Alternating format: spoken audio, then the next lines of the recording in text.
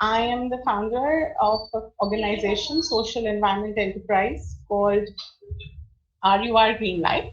That's RU, reducing, reusing, recycling. We've been in the space of sustainability and environmental sciences, research, design, training on end-to-end solutions for a decade now. We have done worked in our offices in Mumbai, and we have worked with a lot of projects. We have about 100 projects which are sustainable communities. And today I'm really happy two of our projects where we are collaborating with, we have got expert panelists to share with you about their work. So I'm really excited to have make this webinar very informative for all of you and would like to set stage with a little bit about the journey I've had when I started 10 years ago. So I was also today, almost the last month has been unprecedented for all of us.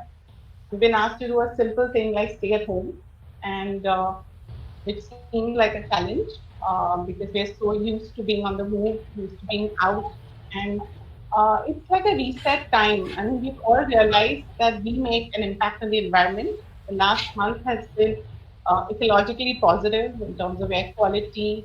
The nature is, breathing better, and I think if when we go back, it's really time for us to reflect: is the normal life going to be the way ahead, or is it going to be more sustainable?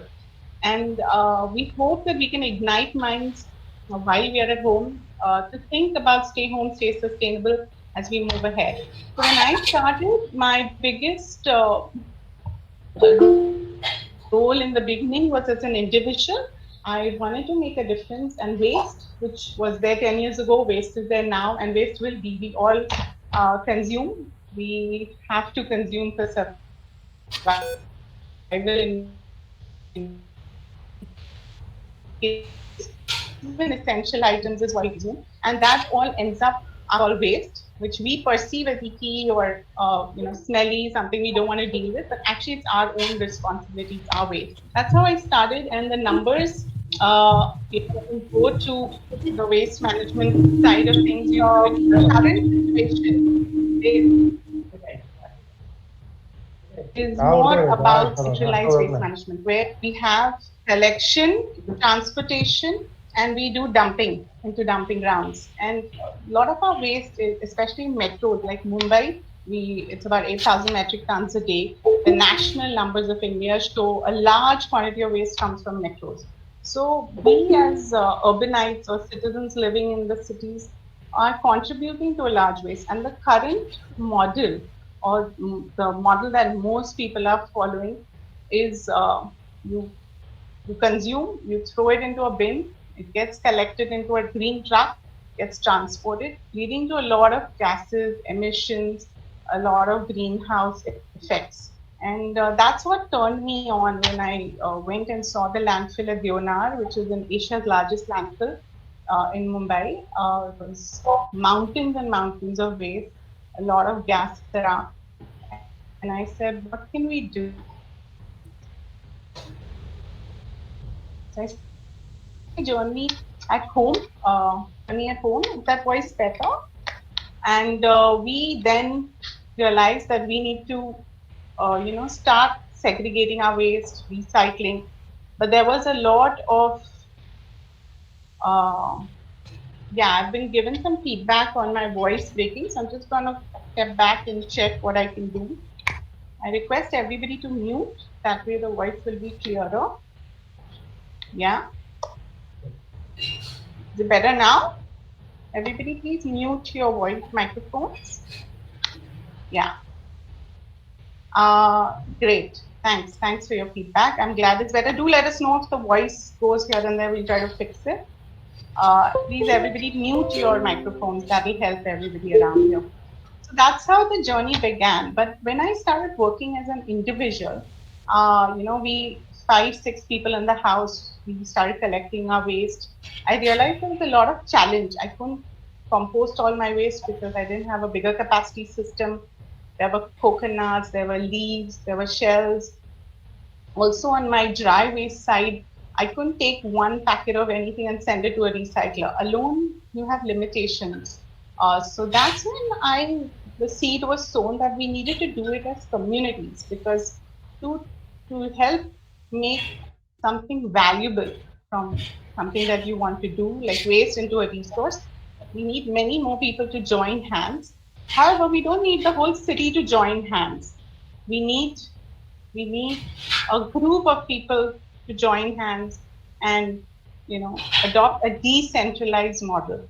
So in the community composting and community recycling process, we adopted a theory of change, which is called decentralized waste management. And today I'm really happy to have with us two experts who I've worked with very closely, and they have really been green champions. So I'd like to introduce to you Mr.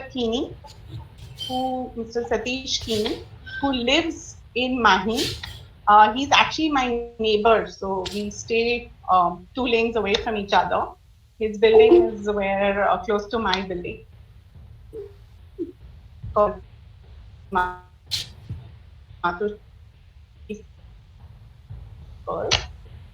And when he was motivated to start green practice in his building, and he saw my terrace garden from his terrace garden, so it's a little taller there. You can see his terrace.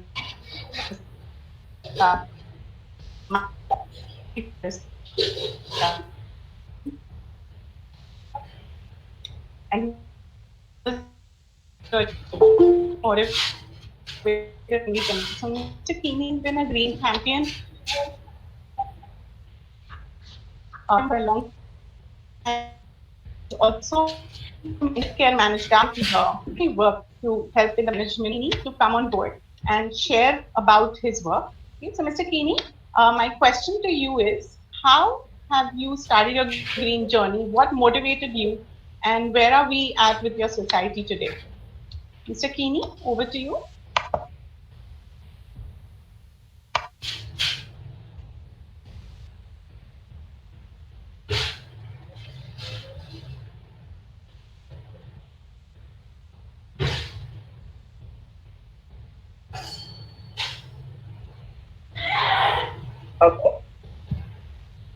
Hello. Hello, can you hear me? Hello. Am I clear to my audience? Yes, Mr. Kini, your voice is clear about your audio. Yes, it's very, very clear. Okay, Aparna, why don't you put on my the charts, the case study, Matmachri of case study. Yes, I'm trying. So while Aparna is putting There's on... a lag, so you can start, Mr. Kini. Yes. Yeah, that's what I thought I'd do. So first of all, I will start by... Someone please... Hello. Everyone Hello. please mute your mic so we can hear you. Kinyantu, you're Hello. audible. Yeah, I will start by first disputing Monisha, who started by telling people that she is going to introduce me as an expert. Okay, I can accept being called a green champ, but definitely not an expert. So I want to start by telling people that definitely up to 2.5 years ago, I didn't know anything about waste management, leave alone composting, leave alone the 3 R's. I never heard about the 3 R's you mentioned, which is reduce, reuse, and recycle. The only 3 R's I knew earlier were arithmetic and can you put the screen on properly, Aparna? Is it visible now? Wait there. Just wait there. So, okay. So, this is Satish Kini and I am reporting from Mato Street Tower. It is a 22-story tower with about 65 flats in Mahim area. You can see the picture of our building. And we started our journey about 2.5 years ago. And after an early audit of waste, Just take it back, Aparna. Take the slide back to the first slide. Aparna. Hello. Hello. It takes a little while to show. I have switched it, but there's Yeah. a little lag between Okay. me showing and So the first, as I put in the chart, our total waste generated in our society per day is about 70 to 75 lakhs, of which wet waste is about 35 to 40 kilos, and dry waste is about 10 to 15 kilos, and trash, which includes hazardous waste like sanitary napkins, diapers, even coconuts and stuff like that. It is in the range of 18 to 25 kilos. We started composting on 2nd October on Swachhata Divas on 2017, and we started our garden activity in Jan 218. And now before I go into all the nitty-gritties of the processes and what went behind the scenes, everything, I want to first focus on, because you will be listening to a lot of details in our case study and the next one. So before we get lost into details, I want to first bring your focus onto some very important things that we learned in the 2.5 years. Can you change the slide? Yeah. So what is our learning across 2 years or 2.5 years of journey? First and foremost, nothing succeeds like success. Therefore, it's very important that you have to be right the first time. So please don't do unnecessary experimentation without getting some expert help and without going through the processes very, very systematically.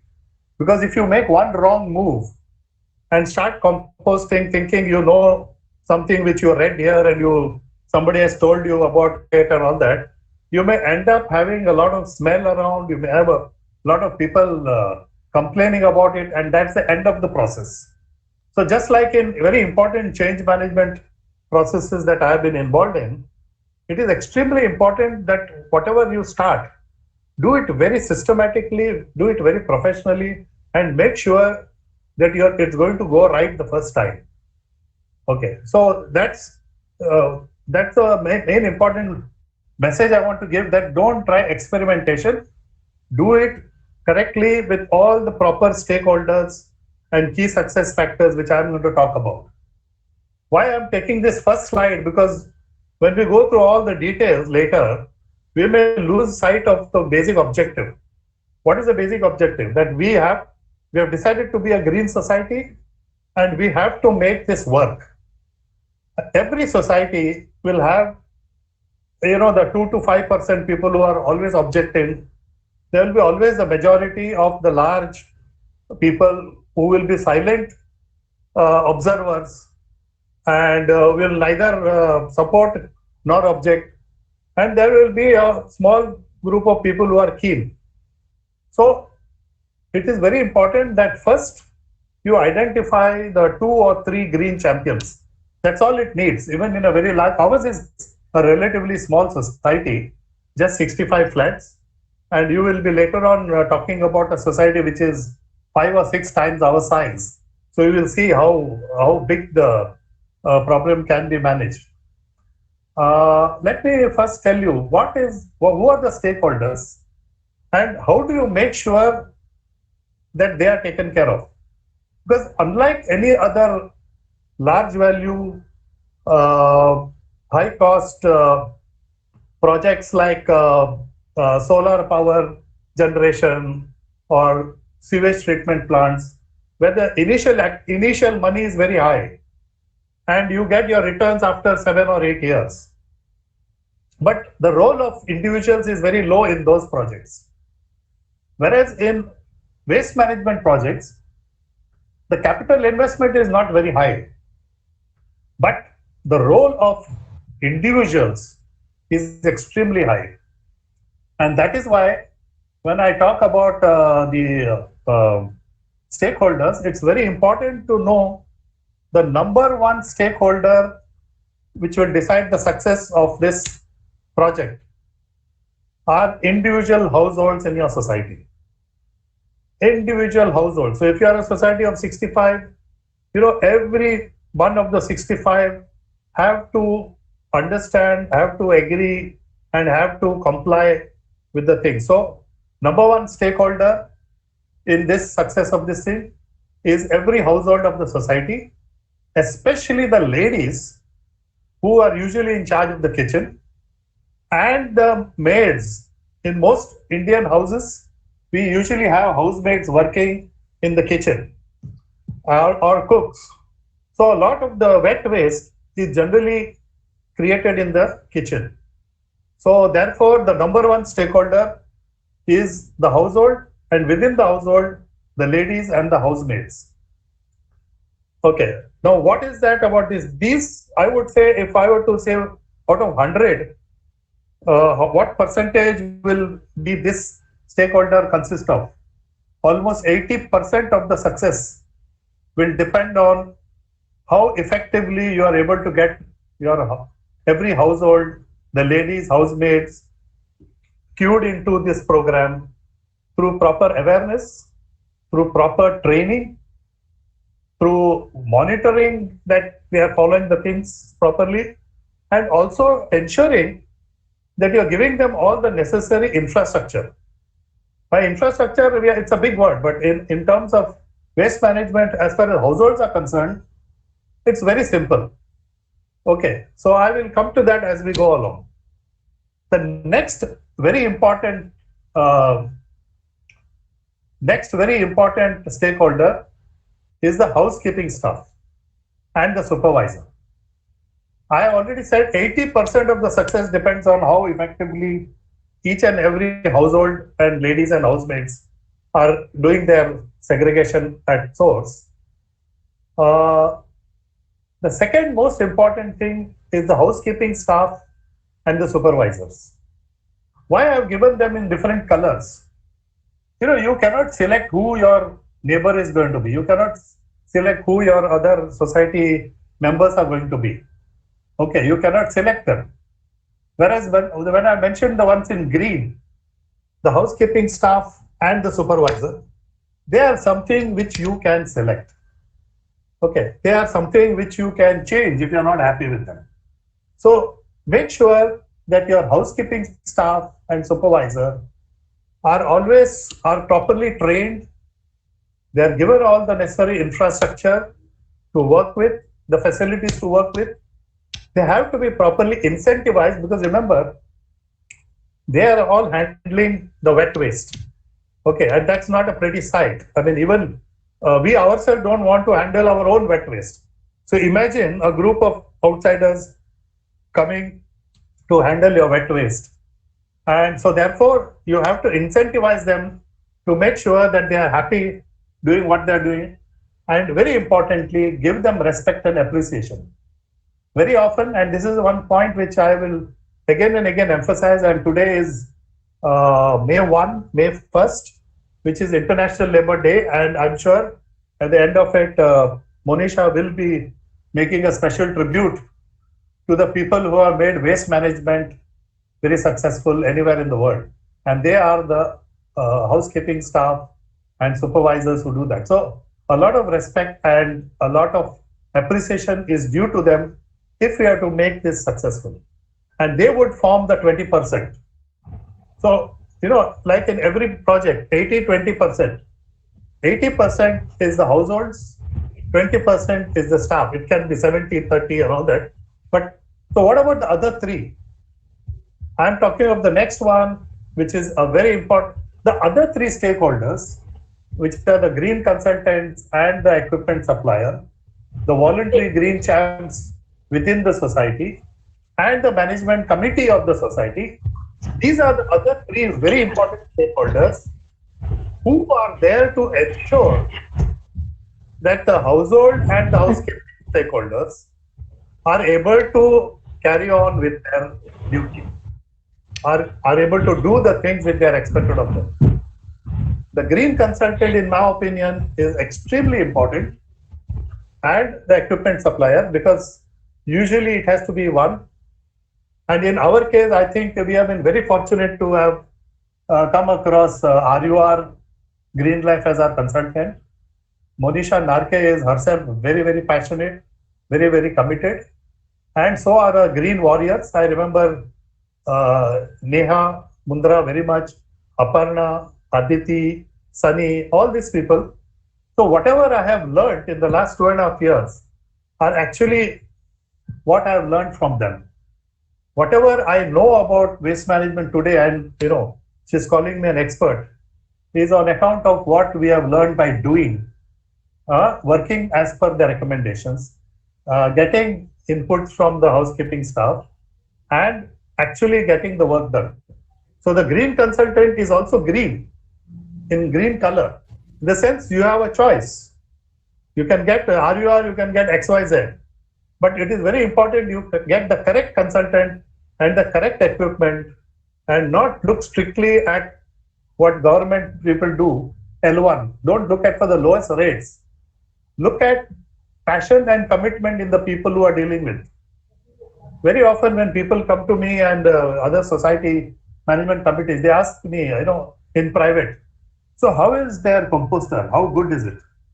And my reply has been very simple. The biocomposter design is fantastic and all that, but that will still form just maybe 10 to 20% of the success. The real success comes from having a good consultant who will handhold you, who will handhold the housekeeping people, who will do the necessary audits, who will handhold our members to make sure it works. So this is the third stakeholder. Then we have voluntary green champs. You see, just because you conduct some workshops and training and you start issuing some notices and stuff like that, it's not going to work. You need some internal voluntary champs.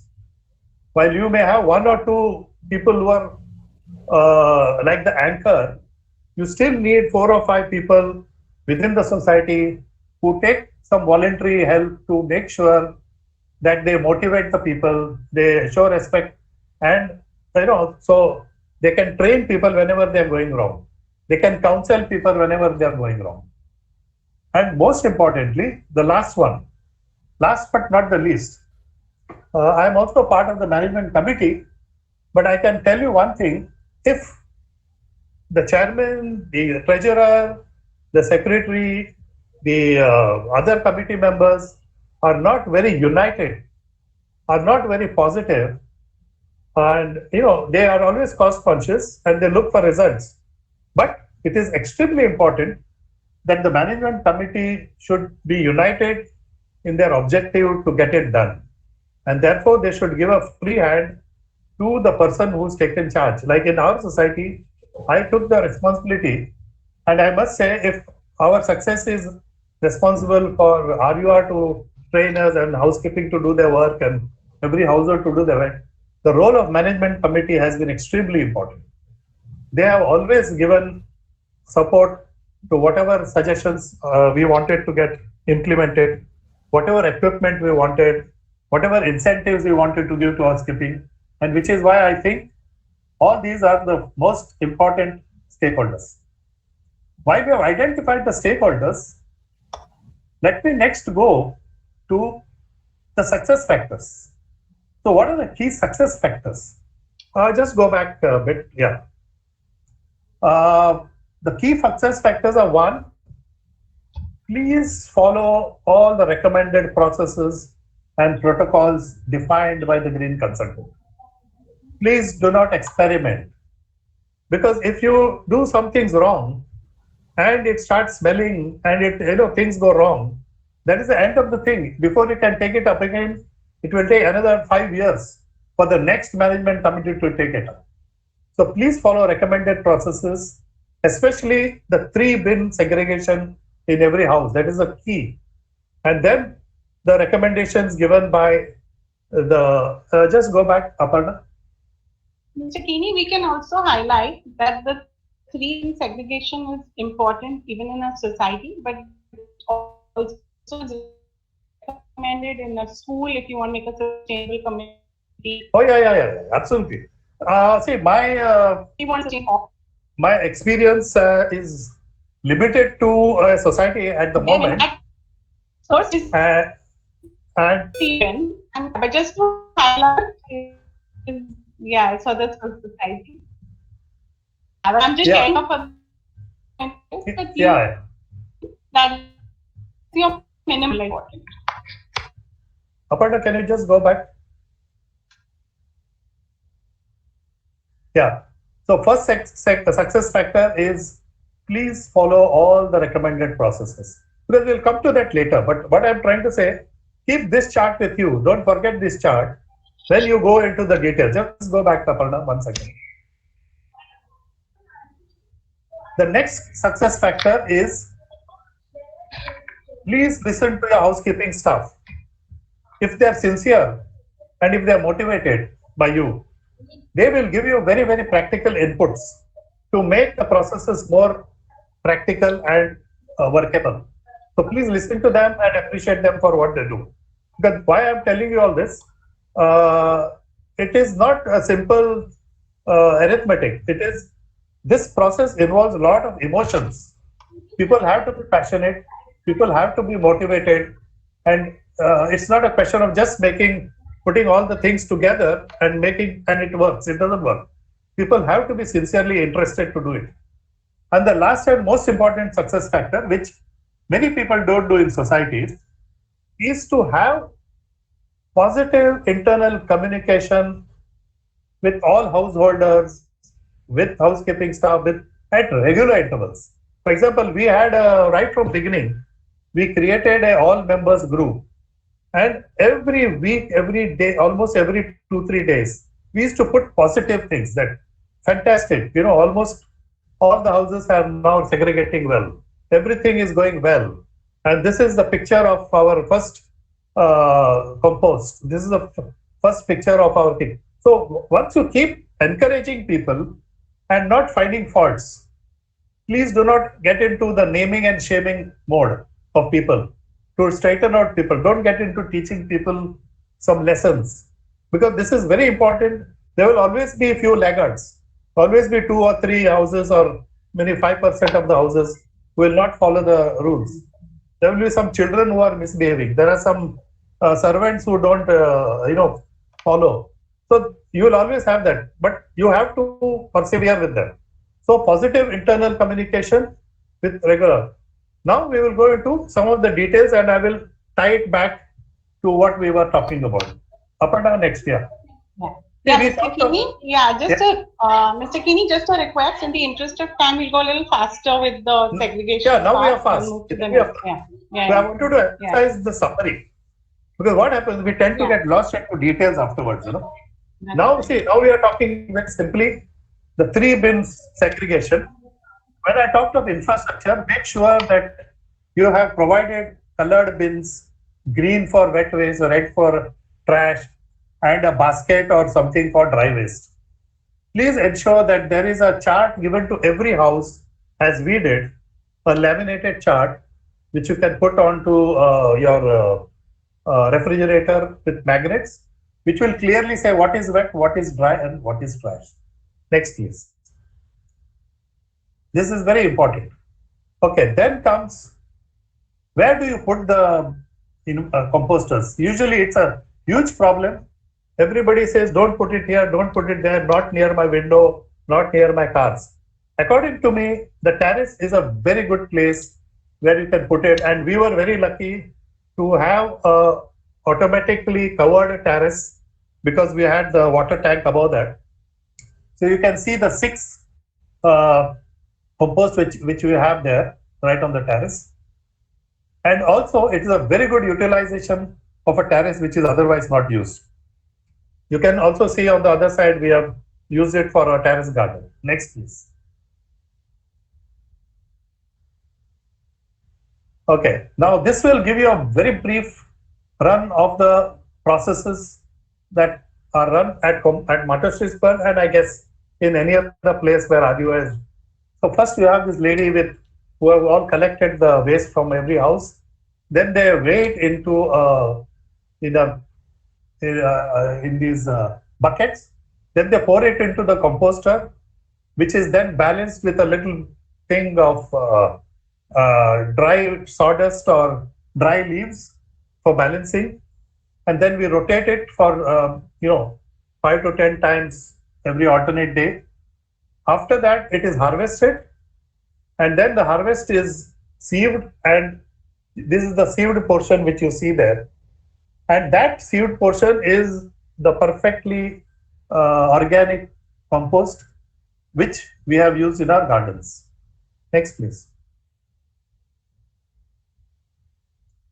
Okay, this is our experimental garden, which is there for last 1.5 years.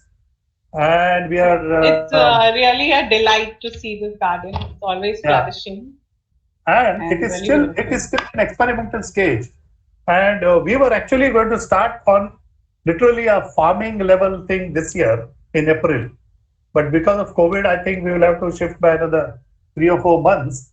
So this experimental thing which we have done in last 1.5 years has given us delicious organic vegetables, starting with palak to tomatoes to bindi and mayalu, red bhaji, and lemongrass, all kinds of herbal things, ajwain leaves. And we have been enjoying this, and particularly during this lockdown, whenever we are short of vegetables, we go up and take some fresh vegetables and enjoy the food. And this has convinced me that if all of us were to use our terrace effectively, and that's what I'm trying to do in the next 1 year, if we do a proper farm on our terrace, on half our terrace, I think we will have enough fresh vegetables, organic vegetables, to feed the entire society for at least 8 to 10 days of a month. So that's a message which I want to give. Don't restrict yourself to creating compost and saying, I want to sell here and what price I will get. Please go ahead to the next step, which is actually the real step where you make terrace gardens. Next. Now we come to the dry waste. Even dry waste, as we have already discussed, is almost about 20-25% of our 20% of our waste. We have got about 7 to 8 bins for plastics, for bottles, for plastic bags, for plastic bottles, metal, then electronic waste. That a 7-bin approach at downstream. We recommend from 3 bin, you come down to 7 bin. Yeah. So the housekeeping, they take down the dry waste every 2 or 3 days from the baskets which are kept outside our lobbies. They take it down and then they further segregate into these 7 or 8 bins. And once in 3-4 weeks, when there is about 200-300 kilos of that, we call the recycler, and we even have a tender where 4 or 5 recyclers are asked to give their best prices for newspaper, for cardboard cartons, for plastic, for metal, and we give it to them for 6 to 9 months at the same rate. And then again we do the tendering out, because they also keep coming back saying rates have gone down or up. So this has been very effectively done in the last 1.5 years. And 50% of the money we collect, we give as incentives to our housekeeping staff, so that they become very, they don't waste. It's a very wonderful thing to say we don't like to waste our waste. So all this waste which is generated, the dry waste, is collected and sold, and we make about 3,000 rupees a month or so. So half of it we distribute to them. The other half, we keep it to have a couple of events in a year. For example, May 1st, we usually used to have an event where we call a celebrity and, give them prizes, appreciate the housekeeping staff, and give them certificates, stuff like that. Next, please. One of the big projects which RUR is doing is collecting all those Tetra Pak cartons and recycling it to convert it into these garden benches, school benches, a lot of useful stuff you can Products, use I on, mean, variety of yeah, products, I mean. variety of products. And it's a very beautiful way to convert waste into something very useful. Yes. Next, please. Okay, the other thing which I wanted to emphasize on is the need to give respect. I cannot talk, overemphasize the fact that if you expect your housekeeping to be very happy and the people connected with this is a group of all the housekeeping staff, the supervisors, our gardener, and of course Monisha Narke with the chief guest Preeti Patil, who is a very famous for her work Urban in farming. urban farming. Yeah, and that is Neha there, Mundra, who's now in the US, the one who kick-started our whole project 2.5 years back. So you have to give them the respect that they are not only doing cleaning, but they are actually contributing to making our society better, our community better, our city better. And that I think we have been able to suffice. And it's not about just money. See, money we are giving them as incentive, but I think what they value more is the respect we give them and the fact that every time we get all these foreigners, students coming from Australia, Germany, US, UK, we make them come and talk to them and find out how they do it and what is the difficulties they face, because it's a very unique thing. So they find themselves pretty proud to be part of a global experiment which is successful. We also have had the commissioner of BMC, assistant commissioner of BMC, come and inaugurate. Our corporator has come and inaugurated, and they've all appreciated the work. And in fact, when we did it last time, the assistant commissioner, Mr. Digaukar, he insisted that the housekeeping people should be there with him when he cut the ribbon, and that made them really proud. So these are things which I think are to be emphasized, and it cannot be just put in print. Mr. Kini, On the that's right-hand why your society is a role model, sustainable community, because it's all about good practices, but it's also about bringing everybody, all the stakeholders on the same stage and making them all feel connected to the environment. So thank you. That's why you are the expert. And one last thing is, you spread the message from these tiny tots. These are nursery children on one hand. And we had other pictures of people from Australia, New Zealand, and even very senior people coming and watching and seeing how this is done. And that is when we realize that is just not a simple thing of waste management. It is something which is a new big movement, which I frankly want to compliment Monisha, that she has been persevering with this for last 10 to 12 years. That this decentralized concept of waste management is extremely modern. Recycling is there, but the decentralized model which he's talking about is attracting attention all over the world, which is also why I think she has been given a special award by the North American Society for Waste Management. So this I'm thing, very humbled and honored. Thank you. Honestly. So I hope this message is very clear that what we are doing is not only getting rid of our waste, but we are doing a huge service to our cities, environment, country, people globally. So that is where the message should go. There is not just waste. I just want to add that what you're doing is about waste management, decentralized, but with the terrace garden, you're providing food security. Today, a lot of us don't know where to get our fresh vegetables.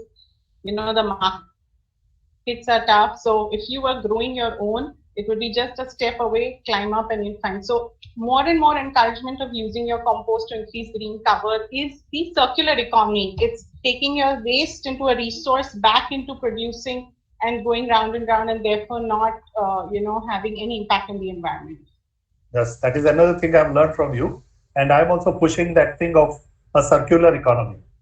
So I'm telling my society people that at least 10 days in a month, you will get fresh vegetables from the terrace. Awesome. So thank you very much, and I'm Thank open you, for Mr. the Kini. questions later. Yes, we'll take your questions later. I'd like to invite our second guest of the webinar today, Ms. Aarti Hane. She is from a society, Whispering Palms in Kandivali, and I have known her as a green champion. She's been partnering with us on our Go Green with Tetra Pak program. They have collected a very record high number of Tetra Pak cartons. So over to you, Aarti, to share about your 27 plus bin approach in terms of how dry waste recycling is working in your society. How are people segregating such amazingly well, and what motivates you to keep going after this? Yeah. Hello, everybody. Are you able to hear me? Yes, very clear. Yes, Aarti, you're audible. You're very audible. Go ahead, Aarti. Thank you so much for inviting me. Focus on your dry, Aarti. We'd like you to focus on the dry waste, the different levels of dry waste, and how they have been recycled. Yes, I'm very excited with that. As Mr. Kini has said, in our apartment as well, we are using a 3-bin approach at the household level. So every household is to segregate their dry waste, their wet waste, and their reject sanitary waste, and we collect it every day. It's up to the household to decide whether they want to give it every day. Dry waste has to be dry, meaning if there's a Tetra Pak carton, if there's a milk packet, if there's a jam bottle, we expect that it is rinsed and dried and then put into the dry waste bin. What is very important at this point is that the people collecting the dry waste and the wet waste and the reject waste from the houses, they need to be well trained and they need to know whether what they are collecting is acceptable when they take it downstairs. We have 322 apartments and we are in 6 different wings and we go up to 21 floors. And fortunately, every wing has 2 lifts. So what we've done is we've given the housekeeping 1 lift for 1 hour every day. So approximately 9:30 to 10:30, when everybody is already left for the offices and schools, that's when the housekeeping gets the lift. And they've developed their methods as we have progressed. And they do a lot of the secondary sorting in the lift itself. So every housekeeping wing, they have a trolley and they have X number of small bins inside the lift. So when they go to a house and they take the dry waste container, they immediately put in cardboard, paper, aluminium, glass bottles, everything is sorted there only inside the lift, and then they progress to the next house. So this saves a lot of time later on. At the housekeeping level, the daily household waste is categorized into approximately 20 categories. Aparna, if you can just bring out those slides.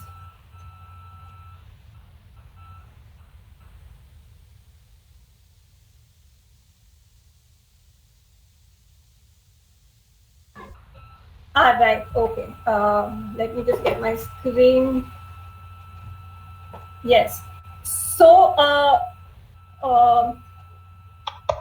in general, a lot of the household waste that is collected is resellable, but you need to find the correct people to buy it. On this slide, you'll see that we have 16 categories which are bought. So when the housekeeping goes down, we have larger containers and sacks, and each of the waste is put into whichever container. The newspaper and the cardboard is flattened, tied, etc. And then we have another few categories like the Tetra Pak cartons, the thermocol, and plastic bags, multi-layered plastic, which we haven't got people to buy. These are the ones which we donate. A Tetra Pak, of course, they will buy it, but we have chosen to give it to RUR.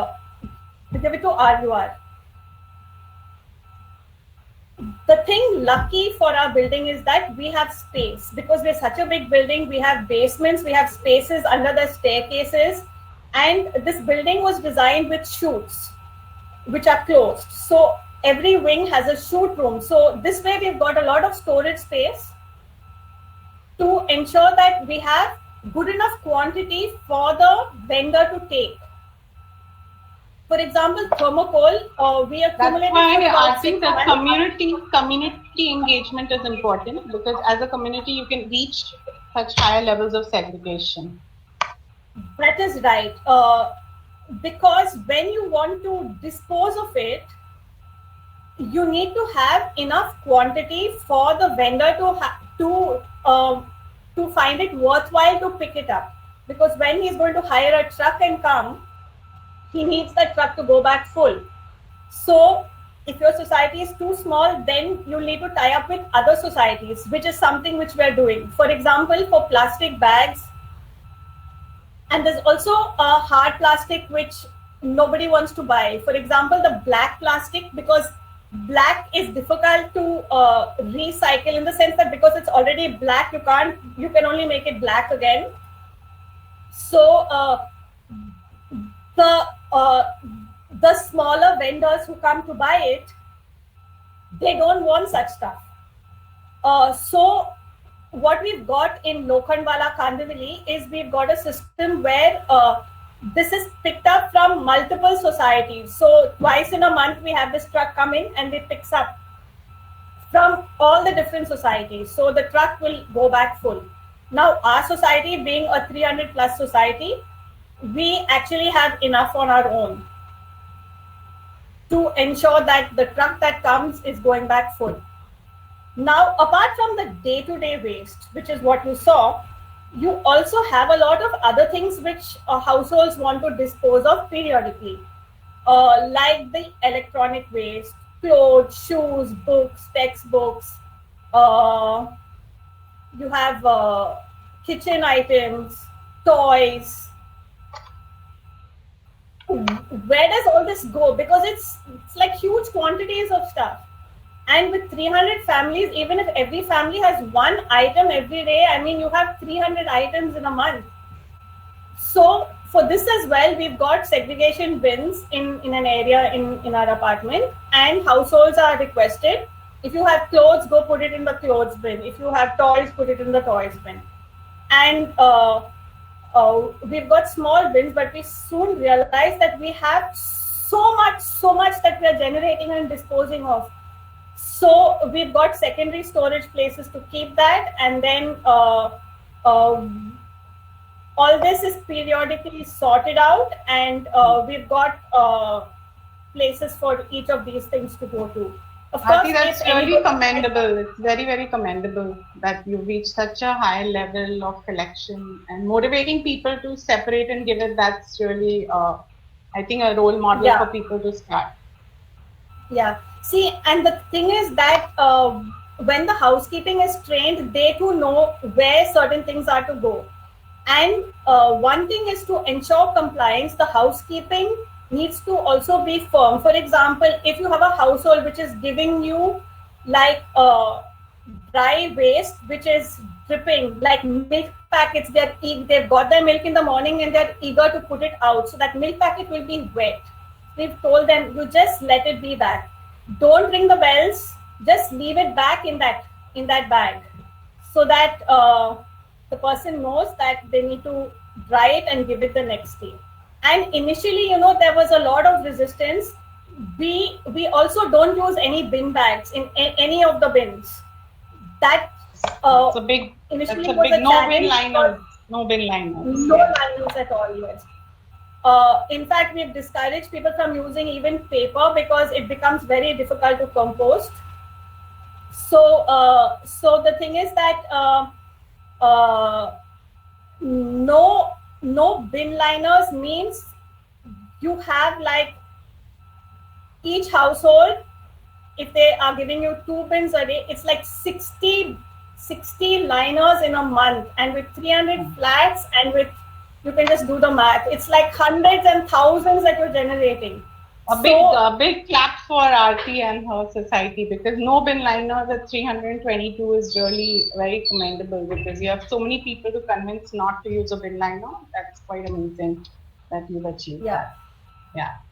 And I do it in my society, a small society also. We don't have bin liners. People wash their bins regularly. It's possible. It's highly recommended, because that bin liner has no life after that. It has to end up into the dumping ground, and each family 30, 40 bin liners is a lot of waste. So convincing people to do that is a very good next level of sustainability. Great. So Aarti, in the interest of time, as we are clocking it, I'm just going to request all the participants to stay a little longer. I know, we request you because we want to answer your questions. We have floated a little bit on time because we have so much to share, and there is so much work that's been done. Very, very commendable work, and we wanted to give you the A, B, C of the whole process. So whoever can, please do stay. We are going to extend our webinar for another maybe up to 5:15, and then you can have a nice chai and reflect on how you're going to start a sustainable community. I'd like Aarti to continue maybe another 2 minutes, and then we have a special tribute to give on International Labour Day. I don't want to miss that with everybody. So Aarti, we can probably come back and take more questions if you can summarize, and then we'll extend our webinar to about 5:15. I hope everybody's okay for that. Sorry, we are a little short on time, but we want to give our best to you and share more information. So Aarti, if you can just summarize in 2 minutes, and then I could float the questions back to you. Yeah, thanks. Yeah, thanks, Monisha. Yeah, the other thing that I would like to talk about is, you get a lot of articles which are reusable really. They're not useful for the household, so the household has thrown it. And being the kind of society we are, it's probably dirty and nobody else will want to touch it. So we have this project Avatar which runs, where we fix and repurpose, or things like a tray which is dirty. It just probably needs a bit of a wash and a coat of paint, and then it's almost like new. So, and then you have glass items which you can fix. In fact, you have the Japanese art where you fix broken glass. In general, in India, nobody likes to keep broken things in their homes. So any small chip also will be out. So we've found a way where you can fix chips, and all these items, you're just extending their life, because many of them will just get thrown, and if they cannot be recycled or reused, it's going where? I mean, it's just going to landfills unless you have something like Nekchand's garden where you can put it. My only thing with upcycling or reusing, and I want to share it here, take this opportunity, is because when you upcycle any item, like you make a tire into a seat, or you make an old cardboard, stuff it and make a chair, it's very important that remember you've extended its life for a purpose, but remember that you make sure it's recyclable after that, because sometimes we add glue, we add nails, we add other components, make it multifaceted. Sometimes it's better to take a tire and make another tire out of it, or glass into glass again, rather than upcycle, because in the process of adding paints and other things, you may not recycle. So it's good to upcycle and reuse, only keeping in mind that the eventual circular economy, like you would be able to put it back and put it into recycling. That's one important caution to take when you're upcycling. Thanks, Aarti, for sharing your 37, I don't know, I was still counting number of compartments that you have in the process. But what we're going to do is we had some glitch with the slides coming on. Don't worry, all participants, you will be getting an email very soon, within the next 24 hours, with all this information on your desktop for you to save, read, and come back to us with questions even later. So today being International Labour Day, I am really heartfelt gratitude to both our speakers, our experts, environmentalists, passionate friends of mine, Mr. Kini and Aarti, for sharing your really sustainable role model. What you've achieved is unique. Like in Aarti's case, no bin liners at 322 plus flags, 37 different components of waste being sorted and collected and sent for safe, effective recycling. Mr. Kini doing terrace gardening, composting on the terrace, odor-free, smooth process for over 2.5 years. Worldwide, people coming to see this as a role model. And you know, when people come from Germany and say, "Oh my gosh, we wish we could do it there," and I say, "Oh, Germany, you're so sustainable," and they say, "No, we don't have something like what Mr. Matroshi's Pearls has." So these two societies you must visit. We will be planning once lockdown is over. The first thing I think you guys should do is come and visit these societies. They are most open to welcome you. And now on International Labour Day, have a very special guest, actually one of our first people in this foray of waste management. Our first project, Kalpataru Harmony at Sion. It's a small society, 28 flats. I have with us Suryakant ji.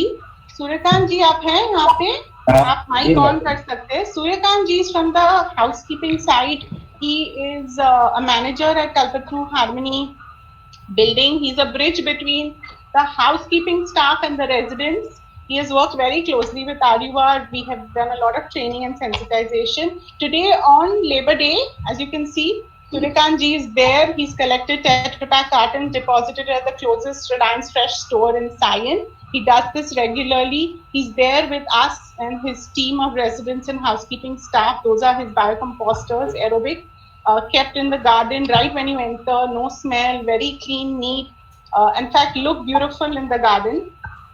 So Suryakant जी, आपको हम आज सलाम करते हैं सबकी तरफ से. आपने बहुत ही अमेजिंग काम किया है. 3 साल के ऊपर से प्रोजेक्ट चल रहा है very smoothly.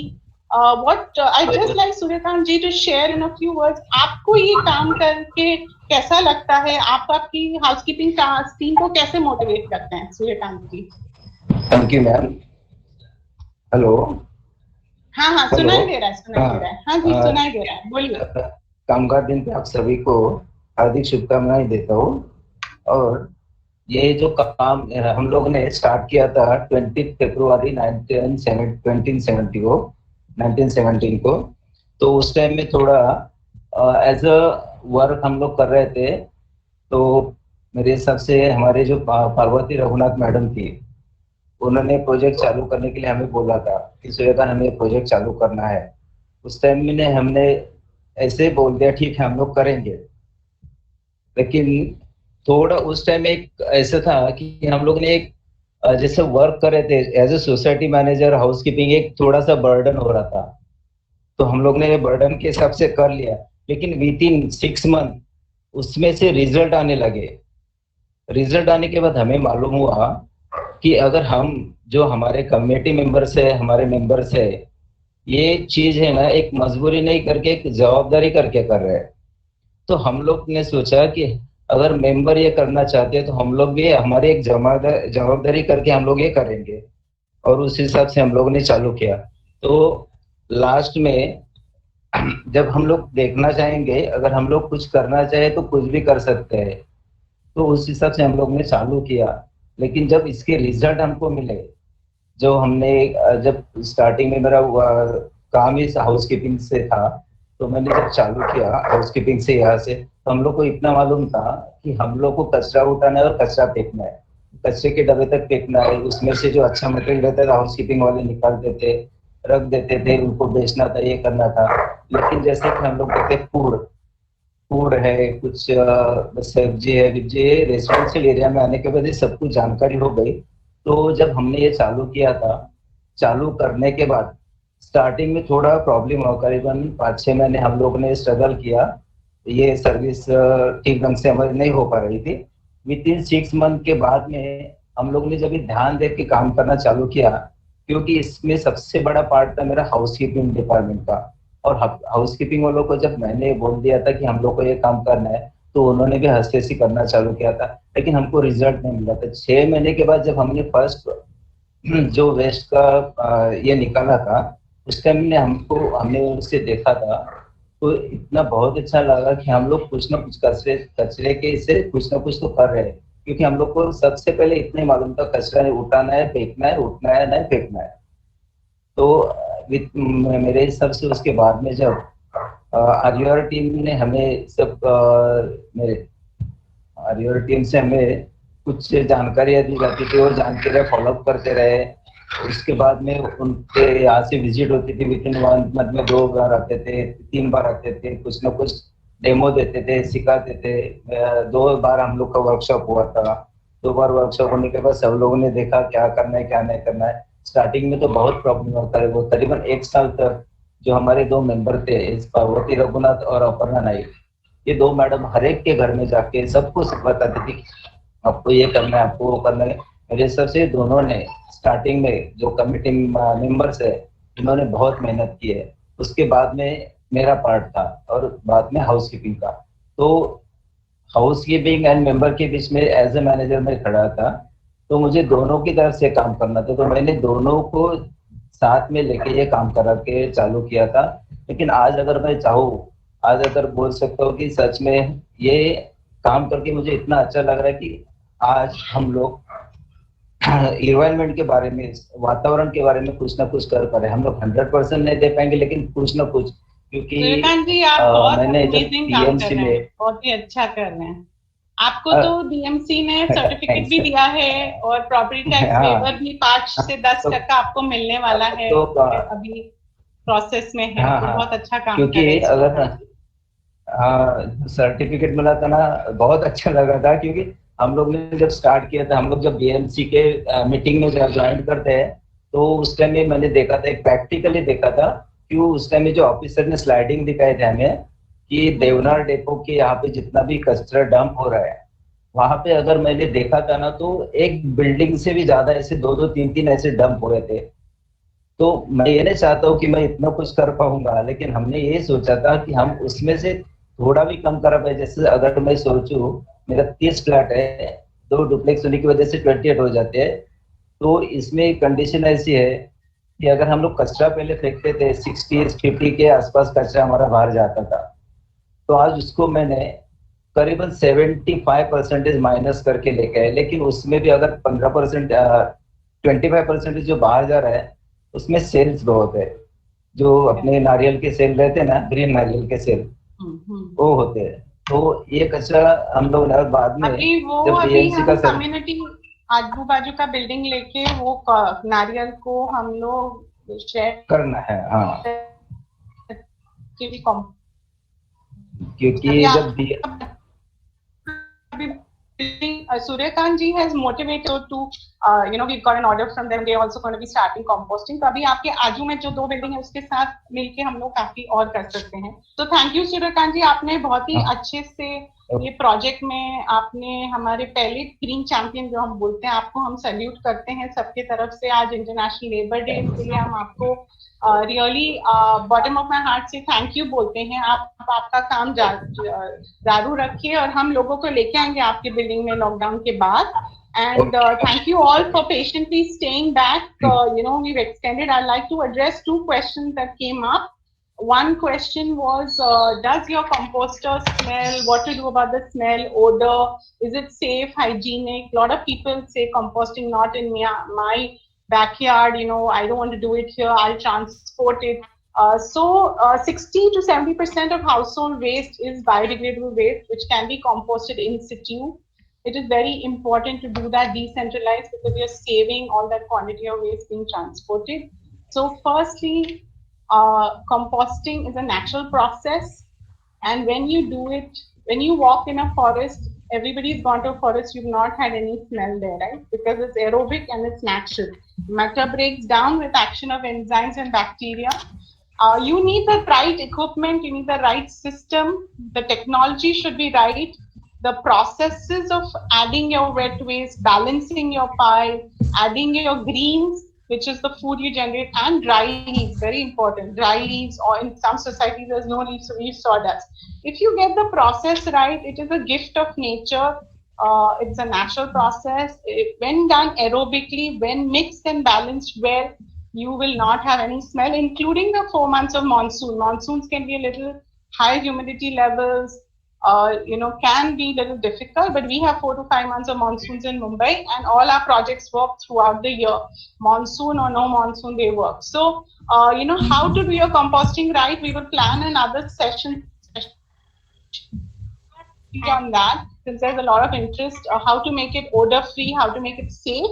We have the technology, we have the solution. Whether you're a one household or 10 flats, 200, 300, 500, we will be able to help you solve this wet waste into beautiful compost and help you grow your kitchen garden. So thank you for being part of this process. Thank you for staying back. One more question, which actually I got from a friend of mine in UK, which is a question I'd like our panelists also to share on. She's asking us that what is the biggest impact you're expecting to see in the post-COVID world on waste disposal, RUR, and waste management? I mean, I'm fingers crossed. Post-COVID, I feel everybody has rested, has had a reset button. They're going to join the 3 R's: rest, reset, reduce, reuse, recycle. They're going to come back with a lot of appreciation for nature. That, if we want to keep our environment clean, we got to follow sustainability. A lot of people are going to be motivated to grow their own vegetables, which means they will want to compost and want to start recycling all their waste. So I'm very positive. We don't know when and how people are going to sign up, how quickly, but I'm very positive that people are going to come back with a lot of green food, wanting to make a contribution to environment. So, what do you think post-COVID? What should we expect for RUR and for the waste management community? Mr. Kini, your thoughts? Yeah, I don't know about what is the world going to do, but one thing I'm very sure that in our society, we are going to expand our existing experimental vegetable garden by 7 to 8 times. And we will have a regular system where we will have farm markets every 15 days, which will be run by children. And they will be selling organic vegetables to all our members. So that if that is going to be the state of one small building like ours, which we are already saving more than 12 tons of waste not going to landfill. If this is replicated in thousands of buildings around us, and you know that, we have to see now, it reacts to giving that 15% rebate on tax. If that continues, I think, I don't think people will not continue composting at terrace garden. I think that's where we have to help them to continue composting, to continue to build terrace garden. That is more important, in my opinion. You call it the circular economy, which is a very big word, but I will tell that at an individual level, people want to know what is it in for me.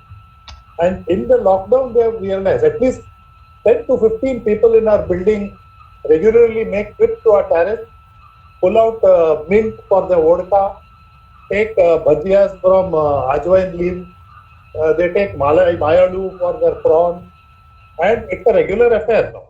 So I think this will only continue, and there will be no resistance whatever from people. I feel personally. So let's keep that at the positive note. Let's go back, reflect. Aarti, you want to add what you think post-COVID will be for the green world around? Any of your thoughts you want to share? Aarti, you need to unmute. You're muted. Your mic is muted.